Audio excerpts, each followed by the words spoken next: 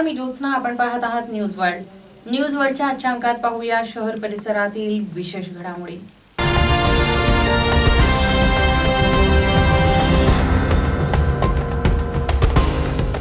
मालेगाव तालुक्यातील पिंपळगाव दाभाडी येथील ग्रामपंचायत निवडणुकीच्या पार्श्वभूमीवर प्रचार सभा घेण्यात आली.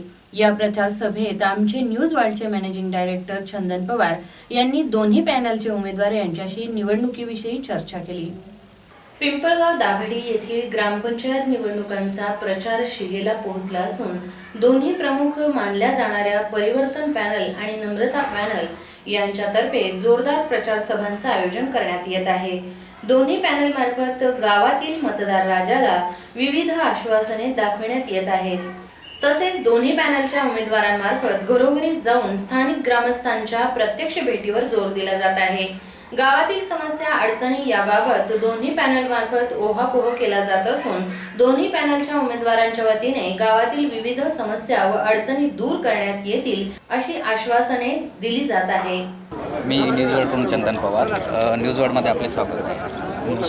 अच्छा, आत्ता जी पंचवार्षिक निवडणूक लागलेली पिंपळगाव ग्रामपंचायतीची, तर आपलं पॅनल उभं आहे. तर आपल्या पॅनलकडून किती उमेदवार आहेत? आमचे एकूण 11 उमेदवार आहेत.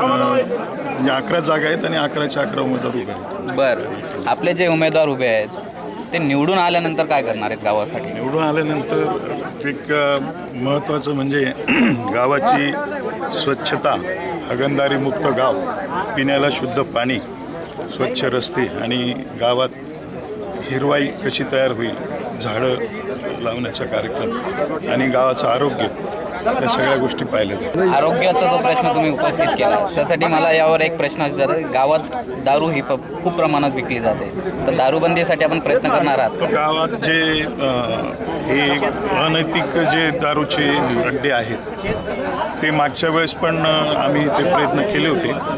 यावेळेस आम्ही ती दारू जी बेकायदेशीर विकली जाते किंवा हातभट्टीची दारू गाळली जाते, त्याबद्दल आमचे ते बंद करण्याचे प्रयत्न आहेत. गावात समस्या काय आहेत, परंतु कोणी त्या समस्या सोडवण्याच्या दृष्टीने पावलं टाकत नाही आहेत. किंवा जी कमिटी होती त्यांच्यावर आरोप केले गेले की त्यांनी काहीच केलं नाही. त्यांनी नाही केलं म्हणून यांनी पॅनल उभा केला. आता यांचे उमेदवार निवडून आल्यानंतर काय करणार आहेत, कोणत्या समस्या त्यांच्या प्राधान्याने ते कोणत्या समस्यांना ते प्राधान्य देणार आहेत आणि गावातले जे प्रॉब्लेम्स आहेत ते खरंच त्यानंतर निवारले जातील की? आपण त्यांना विचारूया. आपल्या समोर आहेत परिवर्तन पॅनलचे 2 उमेदवार आणि आपल्यासोबत आहे जनता. तर आपण दोघांना समोरासमोर जनतेसमोर उभं केलेलं आहेत. आपण प्रश्न विचारूया. परिवर्तन पॅनलमधून निवडल्यानंतर आपण गावासाठी काय करणार आहात? कारण ही माहिती तुमच्याकडे असणं खूप गरजेचं आहे. पिंपळगाव हे जे गाव आहे, या गावाच्या पाण्यामध्येच असा काही गुण आहे. बाहेर जेव्हा मी फिरायला जातो तेव्हा मंडळी म्हणते की तुमच्या गाव हे वकिलांचं गाव आहे. त्या बाहेर गेल्यानंतर लोकांवर असा या गावाचा पगडा आहे की हे गाव कुणालाही बोलू देत नाही. यांनी मला प्रश्न विचारलेला आहे की तुम्ही निवडून आल्यानंतर या गावाच्या कोणकोणत्या समस्या सोडवण्याचा प्रयत्न करणार? तर या गावामध्ये अनेक समस्या आहेत. पहिली समस्या आहे हागणदारी मुक्त गाव करणे, गावात सुशोभीकरण करणे, स्वच्छता अभियान राबवणे, त्याच्यानंतर मंगल कार्यालय उपलब्ध करून देणे आणि या गावाचे जे रहिवासी आहेत, या रहिवाशांसाठी त्यांच्या ज्या समस्या असतील ते निराकरण करणं. बरं, पिंपळगावात पर्यावरणाचे प्रश्न तर आहेतच. कारण आज आपण शहरात बघतो की शहरात प्रत्येकाच्या घरासमोर एक झाड आहे. म्हणजे आज गावापेक्षा शहरात जास्त वनीकरण दिसतं आहे. तर हा एक पिंपळगावची एक समस्या आहे. गावात एक दारूबंदीची खूप आवश्यकता आहे. कारण आज प्रत्येक काही भाग आहेत पिंपळगावचे, तिथे मोठ्या प्रमाणात दारूची विक्री केली जाते. तर आपल्याला काय बोलायचं आहे यावर?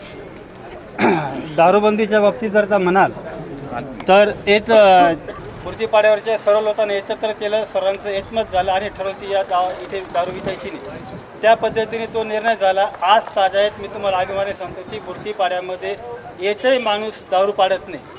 ती पितात मंडळी, परंतु ज्या वस्तीमध्ये 30-40 लोक दारू विकायचे, दारू पाडायचे, ते बंद झालेले. गावाने ठरवतं ते होऊ शकतं. आम्ही मागच्या वेळी आमची सत्ता होती मुळात ते करता आपण जवळपास 15-20 वर्षापासून आमची सत्ता आहे.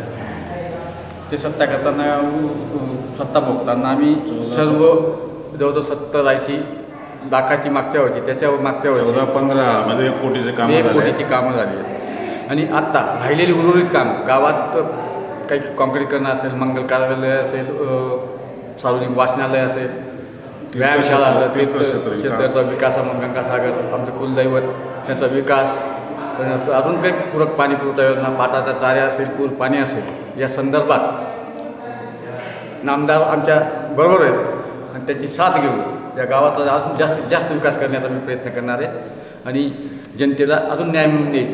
जनता आमच्याबरोबर 25 वर्षापासून जवळपास आमच्याबरोबर आहे आणि याच्या पुढे बी जाईल असं मी पॅनलच्या वतीने पॅनल प्रमुख म्हणून सांगतो. जलयुक्त शिवार काम बरेच दलित वस्ती सुधार योजनेअंतर्गत आपण दलित वस्तीमध्ये काय काय विकास कामे केली? मागच्या वेळी टोटल दलित वस्तीमध्ये कॉन्क्रीटीकरण, गटर, परत पाईपलाईन टाकली. पाणी तिथं प्रेशरने पाणी येत नव्हतं, ते पण आम्ही केलं. परत अजून नवीन गटर आणि कॉन्क्रीटीकरणासाठी राहिलेले काही भाग आहेत त्यांना आम्ही 12 लाख रुपये आता मंजूर केले आहे. ते पण आम्ही आता लगेच काम चालू करतो. News world bureau, Nashik. 12व्या शतकातील थोर समाजसुधारक क्रांतीसूर्य महात्मा बसवेश्वर यांची जयंती शहर परिसरात विविध ठिकाणी उत्साहात साजरी करण्यात आली. 12व्या शतकातील थोर समाजसुधारक क्रांतीसूर्य महात्मा बसवेश्वर यांची जयंती शहर परिसरात विविध ठिकाणी साजरी करण्यात आली. नाशिक येथील अवधूत स्वामी मठ या ठिकाणी वीर शैव लिंगायत समाज बांधवांनी महात्मा बसवेश्वर यांची जयंती साजरी केली. या प्रसंगी महात्मा बसवेश्वर यांच्या प्रतिमेचे पूजन करण्यात येऊन त्यांच्या प्रतिमेस पुष्पहार घालण्यात आला. या प्रसंगी अध्यक्ष अरुण आवटे, उपाध्यक्ष गणेश भोरे, संचालक उमाकांत उदार, सदाशिव तुपत, अनिल शेठ चौगुले आदींसह समाज बांधव आणि महिला मोठ्या संख्येने उपस्थित होते. बसवेश्वर जयंतीनिमित्त आज सर्व वीरशैव बांधव मोठ्या संख्येने आज उपस्थित सगळे झालेले. अतिशय आनंदाचा हा सोहळा आज आपल्या सर्वांसमक्ष पार पडतोय. प्रत्येक वीरशैव या आनंदाच्या सोहळ्यात आनंदून गेलेला आहे. ज्या महात्म्याने आपल्याला कष्टावर ज्याचं जीवन जगेल, जो जीवन जगेल, त्याच्या कपाळी जो भस्म लावेल तो त्याच्या कष्टाने पुसला गेला पाहिजे, अशी शिकवण ज्या बसवेश्वराने आपल्याला दिली, त्या धन्य बसवेश्वराचे अनुयायी आपण आहोत. याचा आम्हा सर्व लिंगायतांना अतिशय आनंद होतोय. आज आपण इथे आलात, ज्या आनंदात सगळे आज आहेत, तो सर्व आनंद सर्व समाज बांधव ज्या ज्या ठिकाणी असतील त्या त्या ठिकाणी अतिशय उत्साहाने पार पाडतायत. सर्व समाज बांधव या ठिकाणी उपस्थित झाले. त्यानिमित्त मी वीरशैव समाजाच्या वतीने सगळ्यांचे अभिनंदन करतो. नाशिक रोड, सातपूर, सिडको व युवा फाउंडेशन नाशिक यांच्या वतीने आपण प्रथमच नाशिकमध्ये ही बसवेश्वर जयंती साजरी करत आहोत. या बसवेश्वर जयंती साजरी करताना सर्वात जास्त उत्साहपूर्वक वातावरण आहे. हे बसवेश्वराचं वचन आहे, जर आकाशातली तारे आणि ग्रह माझं भविष्य लिहिणार असतील, जर आकाशातली तारे आणि ग्रहांनी जर माझं भविष्य घडवलेलं असेल, जर आकाशातील तारे व ग्रहांनी माझी पत्रिकाच निर्माण करून ठेवलेली असेल, तर हे ईश्वरा तुम्हाला ही बुद्धी आणि हात कशा करता दिलेले आहे, असा सरळ प्रश्न विचारणाऱ्या शरणाला माझा शिव शरणार्थ.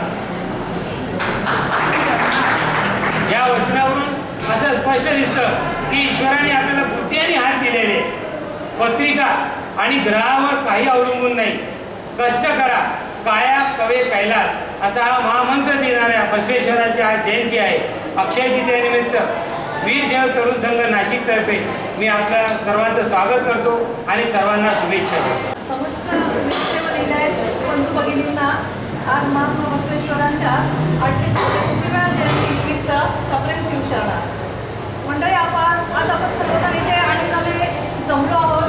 याचं कारण असं असं की 12व्या शतकामध्ये महात्मा बसवेश्वरांनी जी सामाजिक क्रांती केली आहे त्याचं फलित म्हणून आज आपला विषय व धर्म टिकून आहे. नाही तर 12व्या शतकामध्ये खूप प्रचंड अशी उलाढाल झाली होती आणि इतर समाजाची आक्रमणं लिंगायत धर्मावर झाली होती आणि अंधश्रद्धेचं सगळं धोताळ पसरलेलं होतं. आणि महात्मा बसवेश्वरांनी हे सर्व जेव्हा पाहिलं त्यांनी आपल्या धर्मामध्ये प्रचंड अशी क्रांती केलेली आहे. जरी 19व्या शतकात आपण म्हणतो की कार्ल मार्क्सने फ्रेंच राज्यक्रांती केली आपण सांगतो, पण खरोखर आपण अभिमानाने सांगितलं पाहिजे की ही क्रांती 12व्या शतकात महात्मा बसवेश्वरांनी केलेली आहे. याच बरोबर रविवार कारंजा नाशिक येथे देखील वीरशैव संघटनेच्या वतीने महात्मा बसवेश्वर यांची जयंती साजरी करण्यात आली. यावेळी प्रमुख पाहुणे म्हणून महापौर अशोक मोरतडक, उपमहापौर गुरमीत बग्गा आदी मान्यवर उपस्थित होते. यावेळी उपस्थित मान्यवरांच्या हस्ते महात्मा बसवेश्वर यांच्या पुतळ्याचं पूजन करण्यात येऊन त्यांना अभिवादन करण्यात आलं. त्याचबरोबर नाशिक महानगरपालिका या ठिकाणी देखील महापौर अशोक मोरतडक आणि उपमहापौर गुरमीत बग्गा यांच्या प्रमुख उपस्थितीत महात्मा बसवेश्वर यांच्या प्रतिमेचं पूजन करण्यात येऊन अभिवादन करण्यात आलं. तसेच जिल्हाधिकारी कार्यालय या ठिकाणी देखील उपजिल्हाधिकारी यांच्या हस्ते महात्मा बसवेश्वर यांच्या प्रतिमेचं पूजन करण्यात येऊन त्यांना अभिवादन करण्यात आलं. News world bureau Nashik.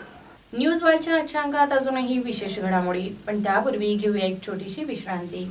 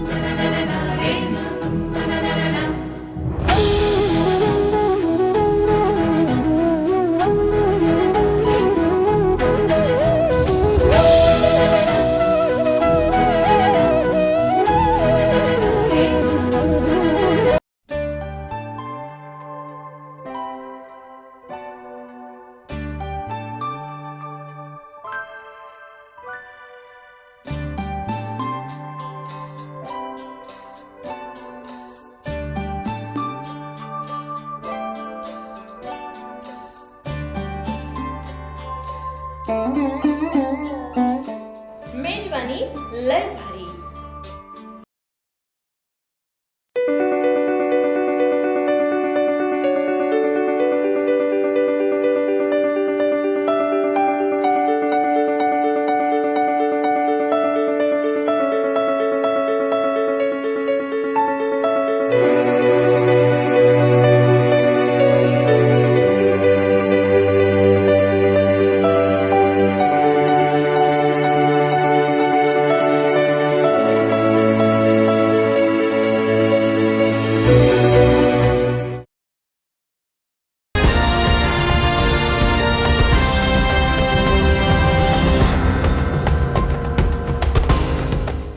Malegaon येथील आमदार शेख आसिफ शेख रशीद यांना गोवंश हत्या बंदी या विषयावर आमचे प्रतिनिधी सिद्धार्थ शेजवळ यांनी विचारले असता आमदार शेख आसिफ शेख रशीद यांनी सांगितलं, महाराष्ट्र सरकारने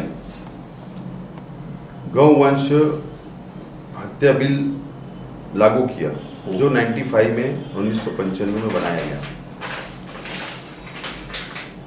और गाय के वंश जितने रहते उसके ऊपर पाबंदी लगाई। लेकिन जब शासन ने जो जीआर निकाला है, जो आदेश निकाला है, जो कानून बनाया है, उस कानून के अंदर आप भी पढ़ लो, उसमें कहीं भी उल्लेख नहीं है कि जर्सी जानवर का कहीं उल्लेख नहीं है। 1 अप्रैल को मैंने संबंधित department Malegaon, additional SP Malegaon और महाराष्ट्र शासन को एक पत्र दिया कि 10 अप्रैल तक इसका मुझे खुलासा होना चाहिए कि मुस्लिम समाज और जो समाज, अदर समाज भी इसको खाता है, अदर समाज इसको खा सकते हैं या नहीं खा सकते हैं, इसका मुझे खुलासा हाँ या नहीं में होना चाहिए। 10 अप्रैल खत्म हो गई, मुझे कोई खुलासा आया नहीं। 12 अप्रैल को मैंने सभा लिया और सभा के अंदर मैंने फिर मुद्दत बढ़ा दिया कि 1 मई तक संबंधित डिपार्टमेंट ने, पुलिस डिपार्टमेंट ने, शासन ने अगर मेरे पत्र का खुलासा नहीं किया तो मैं ये समझूंगा कि जर्सी जानवर हम काट सकते हैं और कानून में रहकर मैं जाकर मालेगांव महानगर पालिका के सलाटर में उसको पासिंग कराऊंगा और मेरे धर्म के अनुसार मैं मेरा हकीका करने का मैंने घोषणा की है।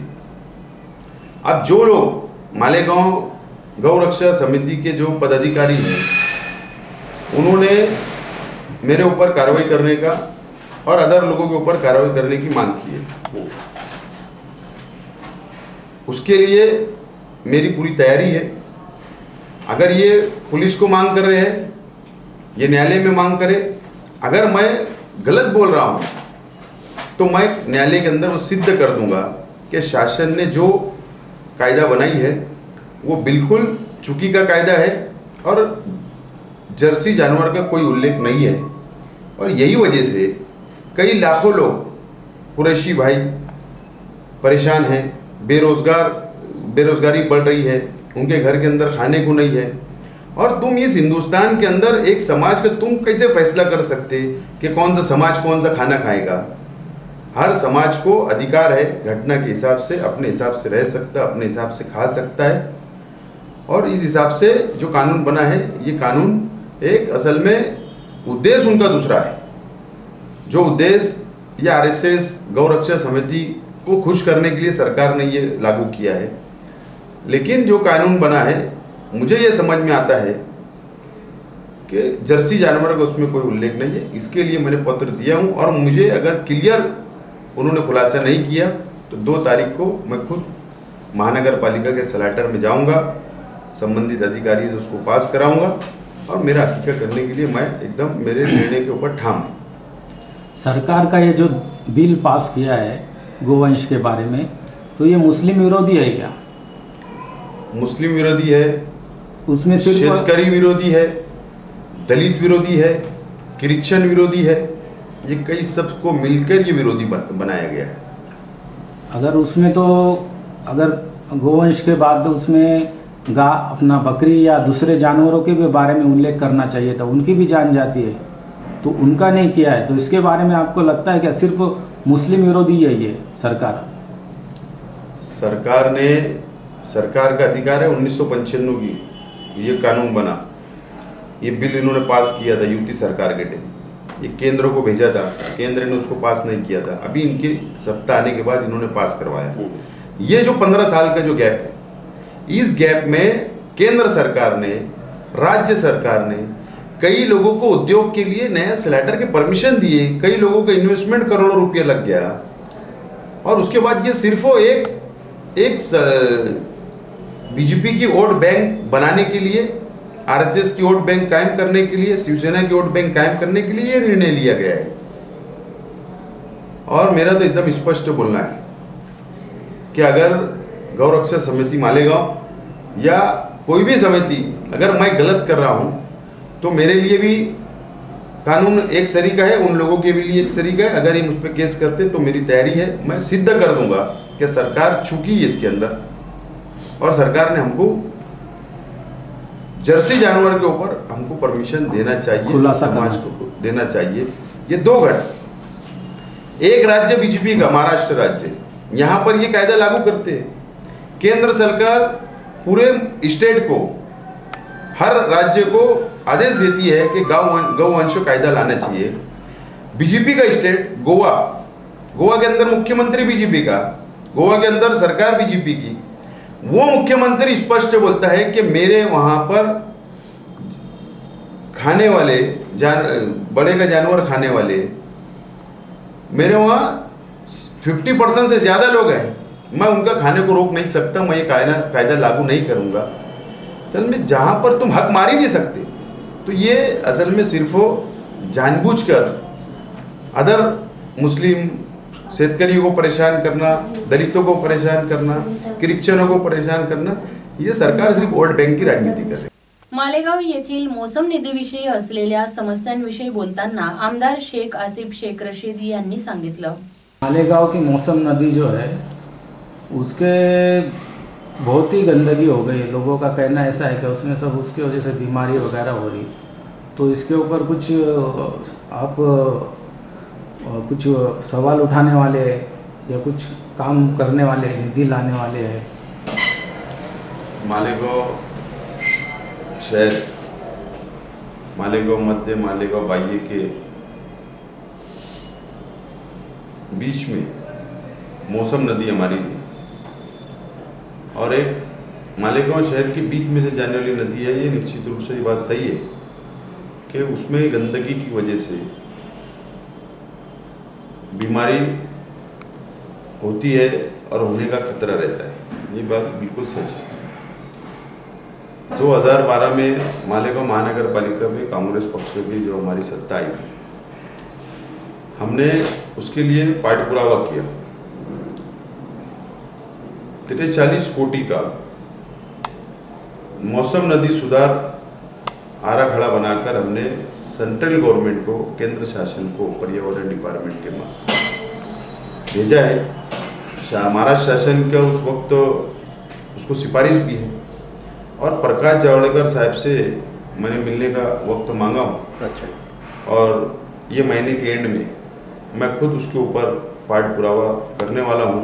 और ये जो विषय है, गंभीर विषय है, इसके लिए इसका एक अच्छा शहर वालों को ये नदी सुधार के अंतर्गत जो पैसा आएगा उसके अंदर ये अच्छा काम होना चाहिए, ये हमारा उद्देश्य है। लेकिन महानगर पालिका का हम लोगों का जो 2.5 साल हमने महापौर का कार्यकाल पूरा किया, कांग्रेस पक्ष ने कार्यकाल पूरा किया, लेकिन आज जो लोग सत्ता में महानगर पालिका, ये उनका कर्तव्य है कि जो हम लोगों ने पाठ पुरावा केंद्र शासन तक किया है, तो वहां तक इन लोगों ने पाठ पुरावा करना चाहिए, लेकिन वो नहीं कर रहे हैं। उनको कोई विकास, शहर का हित कभी भी उनको कभी भी मतलब नहीं था, आज भी मतलब नहीं है। लेकिन जो आज सत्ताधारी लोग हैं, वो राष्ट्रवादी कांग्रेस पक्ष हो, MIM पक्ष हो, शिवसेना पक्ष हो, जो इन्होंने 3 पक्ष मिलकर जो सत्ता आज महानगर पालिका में कर रहे हैं, ये उनकी ज़्यादा जिम्मेदारी है, ज़्यादा जवाबदारी है कि उन्होंने पार पाड़ना चाहिए। और अगर इन्होंने इसका पाठ पुरावा नहीं किया और शहर के अंदर अलग अलग बीमारियां भी हो रही है, बराबर TB का बीमारी हो रही है, उसके बाद अलग अलग बीमारियां जो है वो हो रही है, लेकिन महानगर पालिका बिल्कुल इसके अंदर नाकाम हो चुकी है। हम कांग्रेस पक्ष के माध्यम से जरूर एक बड़ा आंदोलन इस मालेगांव शहर के लोगों की रक्षा के लिए हम करने के लिए निश्चित तौर से हम उसका प्रयत्न करें। याचबरोबर न्यूज वर्ल्डचं आजचं बातमीपत्र संपलं। पुन्हा आपली भेट पुढील प्रसारणात। तोपर्यंत मी ज्योत्स्ना आपला निरोप घेते। नमस्कार।